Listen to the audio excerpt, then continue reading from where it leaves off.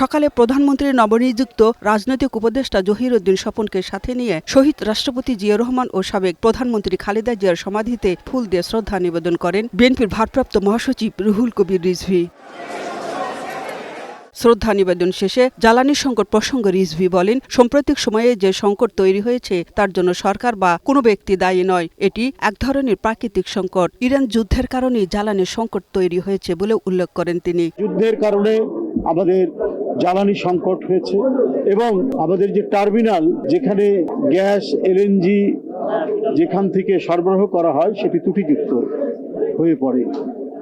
সেই কারণে এখন গ্যাসের চাপ কমে গেছে কয়েকদিন। রিজভী বলেন, দলের বিভিন্ন অঙ্গ ও সহযোগী সংগঠনের মেয়াদোত্তীর্ণ কমিটি ভেঙে নতুন কমিটি গঠনের প্রক্রিয়া শুরু হয়েছে। এসব কমিটিতে নতুন নেতৃত্ব আনা হবে। এই সরকার জনকল্যাণে, সামাজিক সুরক্ষা এবং অবকাঠামোগত যে উন্নয়নের ধারা, সেই ধারাটি তিনি অব্যাহত রেখেছেন। আমরা আশা করব এই ধারা অব্যাহত থাকবে এবং প্রতিটি ক্ষেত্রে সরকার যে কাজগুলি করছেন তার জবাবদিহিতে থাকবে।